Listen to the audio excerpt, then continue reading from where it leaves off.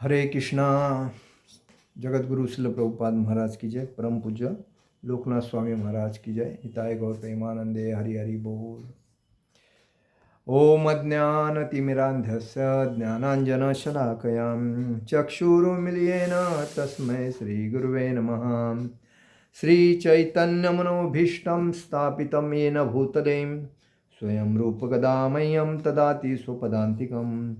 वन्देऽहं श्रीगुरो श्रीयुपदकमलं श्रीगुरुवैष्णवाञ्चं श्रीरूपं साग्रजातं सहगणरघुनाथां तं सजीवं सावधूतं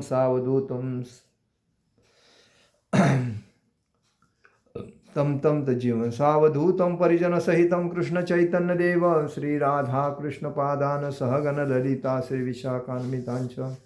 हे कृष्ण करुणा सिंधु दीन बंधु जगतपते गोपेश गोपिका कांत राधा कांत नमस्तुते। तप्त कांचन गौरांगी राधे वृंदावनेश्वरी विशुभानुसुते देवी प्रणमामि हरिप्रिये। वाञ्छाकल्पतरुभ्यश्च कृपा सिन्धुवे भवत्पतितानां पावनेभ्यो वैष्णवेभ्यो नमो नमः। नमो ब्राह्मण देवाय गो ब्राह्मणहिताय च जगदीताय कृष्णाय गोविन्दाय नमो नमः। गुरुवे गौरचंद्राय राधिकाय तदालिये कृष्णाय कृष्ण भक्ताय तदभक्ताय नमो नमः। वाञ्छाकल्पतरुभ्यश्च कृपा सिन्धु हे भवत्पतितानां पावनेभ्यो वैष्णवेभ्यो नमो नमः।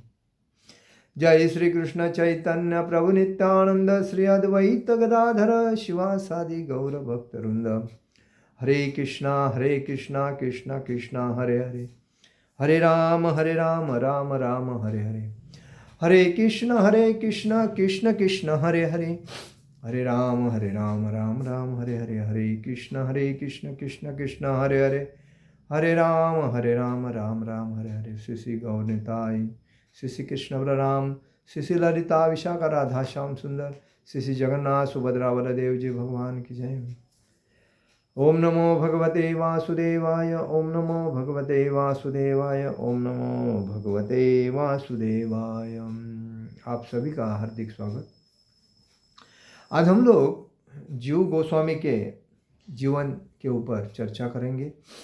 देखिए, जीव गोस्वामी जो थे ये ब्रह्म गौड़िया वैष्णव परंपरा के एक छठ गोस्वामी में से मुख्य थे।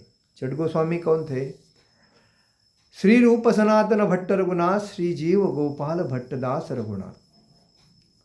श्री रूप गोस्वामी, श्री सनातन गोस्वामी, श्री रूप सनातन भक्त रघुनाथ भट्ट गोस्वामी, रघुनाथ दास गोस्वामी, श्री रूप सनातन भट्ट रघुनाथ, श्री जीव गोस्वामी, श्री जीव गोस्वामी, श्री रूप सनातन भट्ट रघुनाथ, श्री जीव गोपाल भट्टदास गोपाल भट्ट गोस्वामी। ये छठ गोस्वामी से मुख्य अगर एकदम तरुण और एक अतिशय होशियार उत्कृष्ट ज्ञानी अगर कोई है तो वो जीव गोस्वामी थे। क्यों? सबसे मुख्य जो थे वो सनातन गोस्वामी थे। उनके ही भाई रूप गोस्वामी, ये दोनों भाई थे। और उनका ही तीसरा भाई वल्लभ गोस्वामी, जो वो भक्ति में ज़्यादा दृढ़ नहीं थे वल्लभ गोस्वामी, लेकिन उनका जो पुत्र था जीव गोस्वामी, इन्होंने पढ़ाई में एक उत्कृष्ट थे। और उनका कल अपने चाचा के माध्यम से थे। जो चाचा थे उनके श्री रूप गोस्वामी और श्री सनातन गोस्वामी, ये तभी मुसलमान का मतलब मुगलों का राज्य था अपने देश के ऊपर। उस देश में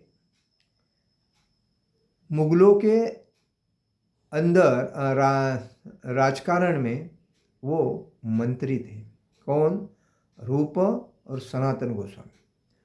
लेकिन तभी उनका नाम भी अलग थे। जब वो इनके माध्यम में जब हरिदास ठाकुर जी के माध्यम में आ गए और जब उनको मिले तभी उन्होंने कहा कि आपको चैतन्य महाप्रभु से मिलना चाहिए। और वहाँ उसके बाद हरिदास ठाकुर जी ने, श्रीला हरिदास ठाकुर ये मुस्लिम व्यक्ति थे, लेकिन मुस्लिम होने के वजह से उनको सब तुच्छ मानते थे। लेकिन उन्होंने चैतन्य महाप्रभु से दर्शन करके उनसे दीक्षा लेके भक्ति में आगे बढ़े। वो हमेशा 3 लाख माला जप करते थे। कितना? 3 लाख। तुलसी महारानी के सामने बैठकर वो, कोई अगर उसको गांव से व्यक्ति आता है, बोलता है, पूछता है, यहाँ का वहाँ नहीं करते थे। वो खाली तुलसी महारानी को सुबह नहा धो के आराम से तिलक वगैरह लगा के तुलसी महारानी को सामने बिठा के अपना नाम जप करते थे। क्या खाते थे, क्या पीते थे? छाछ पीते थे अपना। और जवान थे, 23-24 साल के थे। तो ये जो जीवन उन्होंने पूर्णतः समर्पित किया था भगवान की भक्ति में, और वो दृढ़ता से भक्ति करते थे। गांव के लोग नामाचार्य श्री हरिदास ठाकुर जी के ऊपर बहुत ईर्ष्या करते थे। उनके गांव का जो रामचंद्र खान जो था, वो अतिशय उनके ऊपर ईर्ष्या करता था। तो उसने क्या किया था, एक बार इनको डिस्टर्ब करने के लिए बहुत लोगों को भेजा, लेकिन कोई उनको डिस्टर्ब नहीं कर सकता। व्यत्यय लाने के लिए बहुत कोशिश किया, लेकिन कोई नहीं। तो एक दिन एक सुंदर स्त्री को भेजा। सुंदर स्त्री को भेजने के बाद वो सुंदर स्त्री ने उनसे कहा कि मुझे आपसे संग करना है, तो मुझे आप बहुत पसंद है, मुझे आपसे संग करना है। तो हरिदास ठाकुर ने कहा, सुनो, मैं आपके लिए संग करूँगा, लेकिन मेरे ना 3 लाख माला जप करने का व्रत है 10 दिन का। मेरे 3 लाख माला जप होने के बाद मैं आपसे संग करूँगा, तब तक आप इधर ही बैठो और देखो मैं कैसा जप कर रहा हूँ। वो जो सुंदर स्त्री थी, उसका काम क्या था? वेश्या का काम था। वो व्यभिचारी थी, और व्यभिचारी व्यक्ति का काम क्या है? दूसरों को गलिच्छ करना। तो उस बेसिस में पहला दिन गया। उन्होंने कहा, देखो मैं इधर बैठी रही, आप जप ही कर रहे हैं, मेरे ऊपर ज़रा भी नहीं देख रहे हो, मेरा दिन खराब गया। बोले ठीक है, कल आ जाओ, कल हम देखते। दूसरे दिन आई। दूसरे दिन में वो नामाचार्य हरिदास ठाकुर माला पे ही चल रहे, बैठे हैं, हरे कृष्णा कृष्णा कृष्णा हरे हरे, हरे राम राम राम हरे हरे। दूसरे दिन कही, आप मेरे ऊपर देख नहीं रहे। नहीं, मेरा माला ही पूरा नहीं हो रहा, मैं क्या करूं? जब मेरा माला पूरा हो जाएगा मैं आपके साथ संग करने के लिए राजी हूँ। तीसरे दिन आई। 2 दिन में हरे कृष्ण महामंत्र का नाम मंत्र सुन सुन के उसके दिमाग में पूर्णतः वो मंत्र भर गया। वो मंत्र दिमाग में भरते भरते उसके पूरे बदन में अंदर चला गया। अंदर चला जाने के बाद उनका जो आत्मा था वो जागृत हो गया भक्ति के लिए। तो भक्ति के लिए जागृत होने के बाद तीसरे दिन आती है, बोलती है, महाराज आपके जप करने से मेरे में परिवर्तन हो रहा है, मेरे मुंह से भी हरे कृष्ण महामंत्र का जप हो रहा है, हरे कृष्णा कृष्णा कृष्णा हरे हरे, हरे राम राम राम हरे हरे।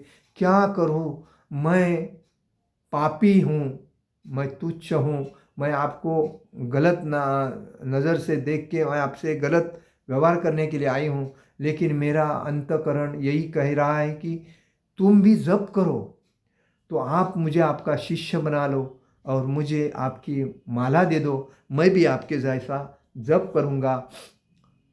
हरिदास ठाकुर बोलने लगे, क्या आप जप करोगी?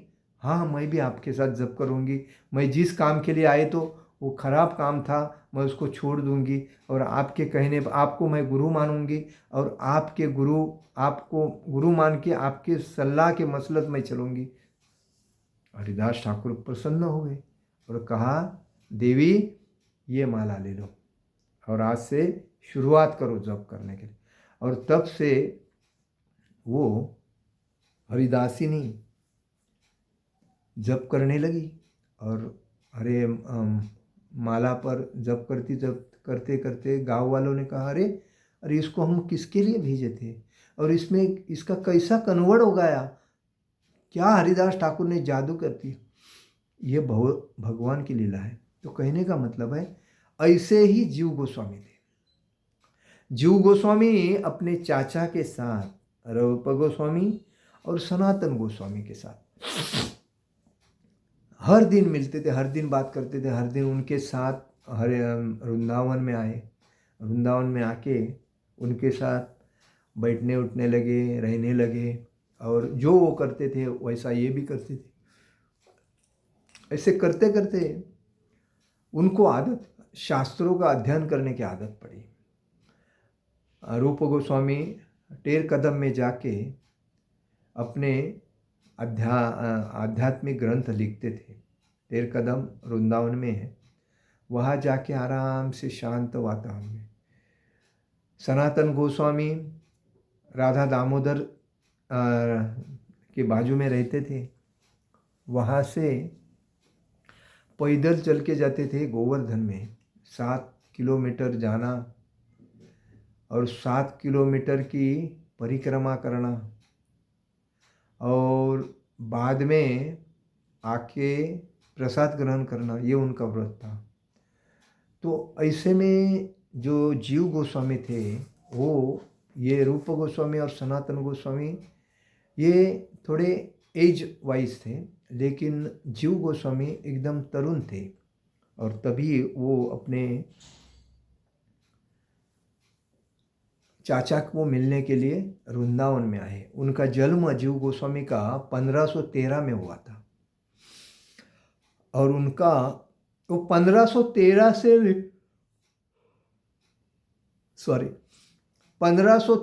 लेके 1598 तक 98 तक गौड़िया वैष्णव परंपरा के एक महान भारतीय दार्शनिक संत हुए। वो छठ गोस्वामी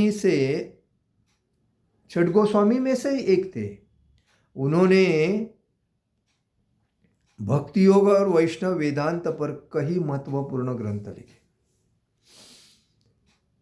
जो रूप और सनातन गोस्वामी के भतीजा होने के वजह से वो बचपन से ही कृष्ण भक्ति में लीन रहते थे।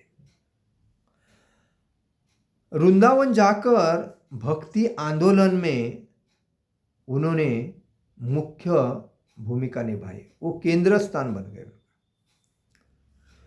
और भक्ति की जो चैतन्य महाप्रभु जी का जो प्रचार करने का जो सूत्र था, जारो देखो तारे कहो कृष्ण उपदेश, हर हर गली हर हर मोहल्ला में हरे नाम संकीर्तन होना चाहिए, कृष्ण भक्ति का प्रचार होना चाहिए।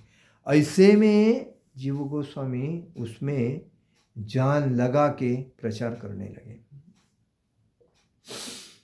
उनका जन्म रामकेली गांव में हुआ था, बंगाल में। तो उनके पिता का नाम वल्लभ और रूप गोस्वामी और सनातन गोस्वामी ये मुगलों के राज्य में नवाब मलिक के पास मंत्री के सेवा करते थे। उनका मानधन भी अच्छा था, लेकिन वो ब्राह्मण होने के वजह से, ब्राह्मण थे रूप गोस्वामी और सनातन गोस्वामी, लेकिन उन्होंने नवाब मलिक के पास, नवाब मुस्लिम के पास जब अपना मंत्री का जवाबदारी स्वीकार किया तो उनको लोग, अपने हिंदू लोग, ब्राह्मण लोग तुच्छ मानने लगे, क्योंकि मुस्लिम लोग ही ऐसे हैं कि मांस मच्छी परश्री संभोग उसमें दर्क रहते हैं और गंदे रहते हैं। उनको कोई हिंदू में आसक्ति नहीं, हिंदू में प्रेम नहीं रहता। वो हिंदू के ऊपर अटैक करना चाहते थे। तो हिंदू जो है उनको कभी अच्छा नहीं मानते थे, वो उनसे लंबा रहते, क्योंकि मुगलों का राज्य था, उनका राज्य था, उसमें हिंदू के ऊपर बहुत अन्याय होते थे। और ये दोनों मंत्री इतने त्रस्त हो गए थे, रूप और सनातन गोस्वामी, कि कभी एक बार ये मुसलमान की गादी छोड़ के मैं बाहर निकलूं। तो उसी बेसिस पे जब चैतन्य महाप्रभु का उनको मालूम पड़ा कि चैतन्य महाप्रभु अभी बंगाल से जगन्नाथपुरी जाने वाले हैं, तो ये लोगों ने, रूप गोस्वामी और सनातन गोस्वामी ने वहाँ से छुट्टी लेके उनको मिलने के लिए जाने को लगे। लेकिन छुट्टी के टाइम पे भी रूप गोस्वामी चले गए, लेकिन जब सनातन गोस्वामी चले गए तो उनको वेश बदली करके जाना पड़ा। फिर भी ये नवाब के जो लोग थे वो उनको ढूंढने के लिए जाते थे, किधर है रूप और किधर है सना, मतलब साबिर शेख और ऐसे दो नाम थे उनके, मेरे मुंह में नाम है लेकिन आ नहीं रहे। तो कहने का मतलब है दबीर और ऐसा कुछ है, ठीक है। तो ये दोनों भी गए, तो उसके बाद रूप और सनातन गोस्वामी ने वेश बदली करके वहाँ से जाके जगन्नाथपुरी में चैतन्य महाप्रभु को मिलने के बाद चैतन्य महाप्रभु ने उनको कहा कि आप दोनों अभी दीक्षा लेके वृंदावन में जाओ और उधर जो भगवान की लीला है, लीला स्तरी है, वो लुप्त हो गई है, उसको उजागर करो। तो वो श्री रूप गोस्वामी, सनातन गोस्वामी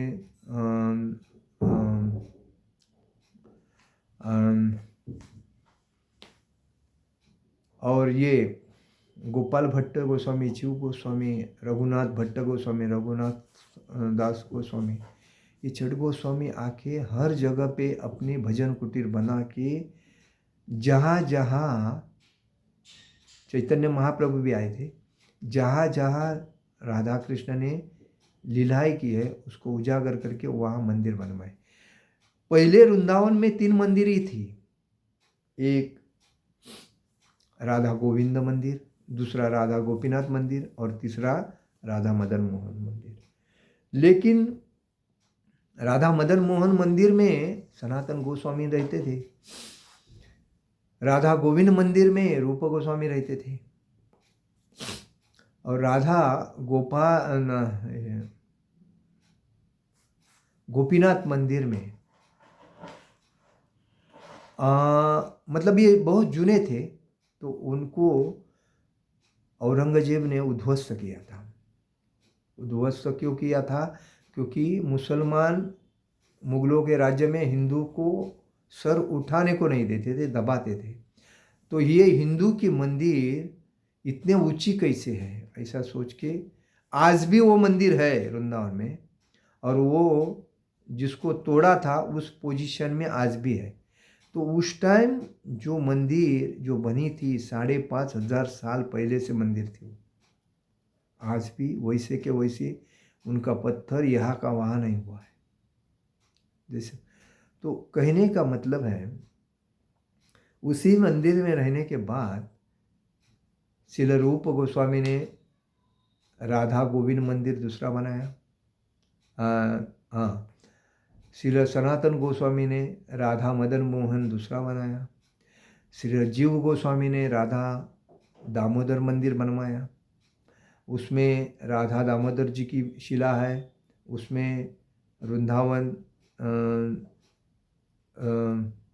भगवान राधा वृंदावन चंद्र भगवान की शिला है। उसके बाद राधा माधव जी की शिला है, राधा छैल चिकन जी की शिला है। तो ये राधा वृंदावन का जो अगर गौड़िया संप्रदाय का अगर मुख्य मंदिर देखा जाए तो वो है राधा दामोदर मंदिर। और उस राधा दामोदर मंदिर में ही जीव गोस्वामी जी की समाधि है। जीव गोस्वामी जी की समाधि है, रूप गोस्वामी की भी समाधि वहाँ है। और उसके बाद पंचतत्व है उधर, छठ गोस्वामी के है विग्रह उधर। तो ये पूरी दुनिया में जितने वैष्णव संप्रदाय में गौड़िया संप्रदाय के जो लोग हैं, गौड़िया संप्रदाय की स्थापना किसने की? तब भक्ति सिद्धांत सरस्वती ठाकुर जी ने की। और उन्होंने ये सब भक्ति का प्रचार करने के लिए अपने पिता से मार्गदर्शन लिया था। जो पिताजी जो थे वो छठ गोस्वामी में से, उसके बाद जगन्नाथ जी बाबा जी छठ गोस्वामी के बाद, उसके बाद भक्ति विनोद ठाकुर जी जो भक्ति सिद्धांत सरस्वती ठाकुर जी के पिता, उसके बाद गौर किशोर बाबा जी महाराज, उसके बाद भक्ति सिद्धांत सरस्वती ठाकुर शिल प्रभुपाद, और उसके बाद अपने शिल अभय चरणारविंद भक्ति वेदांत स्वामी शिल प्रभुपाद जी। तो ये जो परंपरा आई है, उस परंपरा से शिल प्रभुपाद जी ने दीक्षा गौड़िया संप्रदाय से ही ली थी। मथुरा में गौड़िया संप्रदाय का बड़ा उधर मंदिर है, ऑफिस है, वहाँ जाके ही संप्रदाय में दीक्षा ली।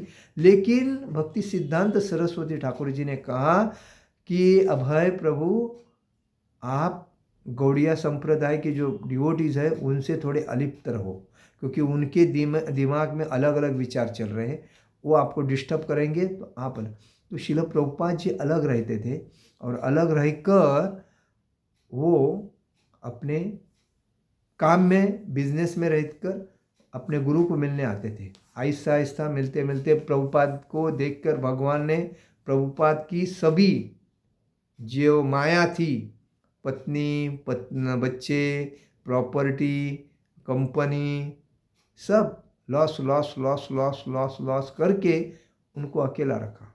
भगवान यही करते हैं, जब अपने भक्त के ऊपर कभी कृपा करते हैं तो उसको अपने उनके जो सगे संबंधी रहते हैं, क्लोज वाले, उनसे दूर करते हैं। एक जैसा कि एक पेड़ है, उसको पेड़ को साइड करना है तो पहले उसके फांदी तोड़ते हैं, उसके ऊपर से तोड़ते बाद में जड़ तोड़ते हैं।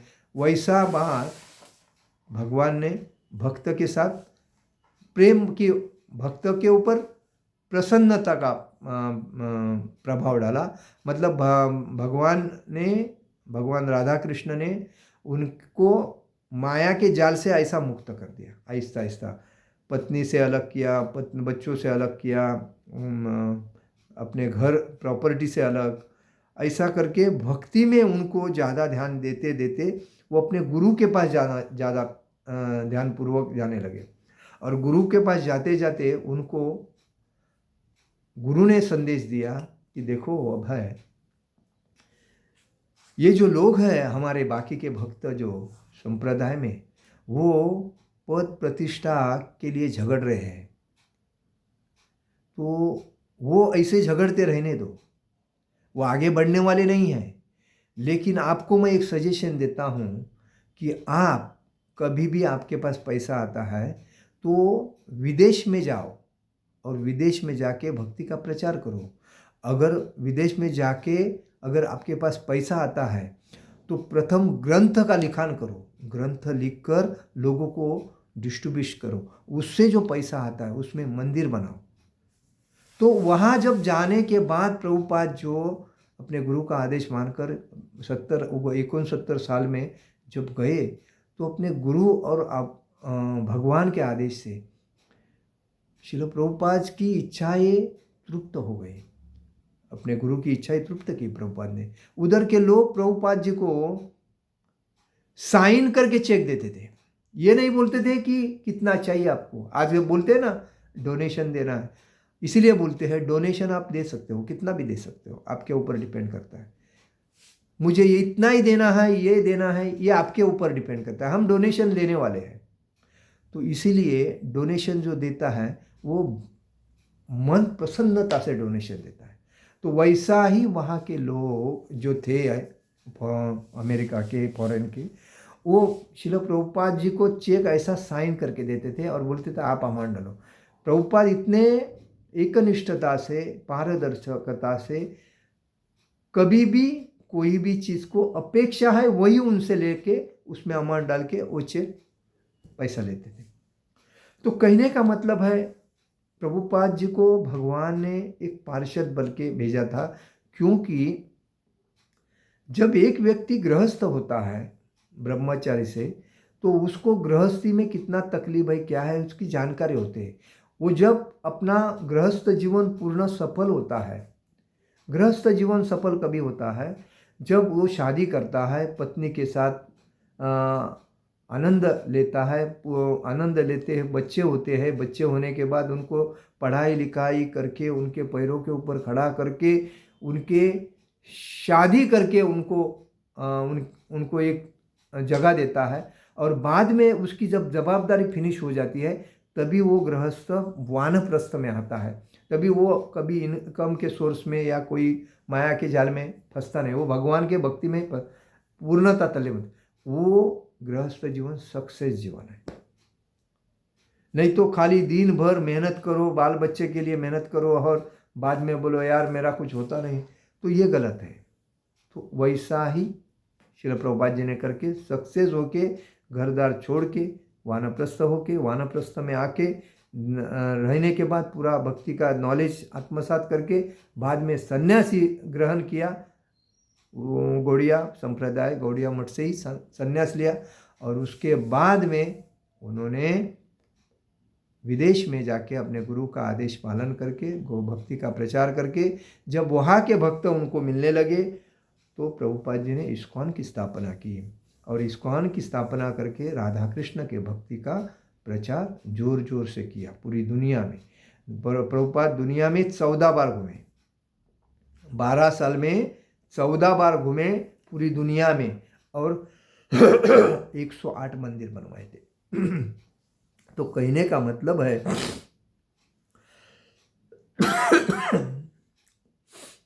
उनका जीव गोस्वामी जी का बचपन में ही वो कृष्ण बलराम के मूर्तियों की सेवा करते थे, और संस्कृत व्याकरण में वो अतिशय संस्कृत व्याकरण में शास्त्रों पुराण की बातें पढ़ते थे, और वो तेज थे। उन्होंने चैतन्य महाप्रभु से बचपन में ही दर्शन किया था, और उन्होंने चैतन्य महाप्रभु ने उनको आशीर्वाद दिया था कि भक्ति का प्रचार करने के लिए, और वहाँ से उन्होंने चैतन्य महाप्रभु ने उनको कहा था कि आप रूप सनातन उनके साथ आप वृंदावन में जाओ, और वहाँ से वह वृंदावन में आके रूप सनातन गोस्वामी के माध्यम से शिक्षा प्राप्त करके छोटे से बड़े हो गए। उन्होंने ग्रंथ लिखे, भक्ति वेदांत वैष्णव धर्मशास्त्र के ऊपर है, और सर्व संवादिनी, उसके बाद क्रम संदर्भ, ये जो 3 ग्रंथ और भी लिखे, और गौड़िया वैष्णव परंपरा को उन्होंने मजबूत किया, और मजबूत करके उन्होंने हर जगह पे जाके प्रचार किया। उसी टाइम जो जीव गोस्वामी जब थे राधा दामोदर में, तभी ही मीराबाई आई थी, और मीराबाई भी जीव गोस्वामी से मिली थी, वो चैतन्य महाप्रभु से भी मिली थी, लेकिन वो गिरिधार, मेरा गिरिधार वैसा करके वो एकांत बैठ के वो भजन करती थी, वो कभी इनमें मिक्सिंग नहीं होती। लेकिन उनका ही, मीराबाई का भी स्थान वृंदावन में ही है, जो राधा दामोदर टेम्पल के सामने। तो कहने का मतलब है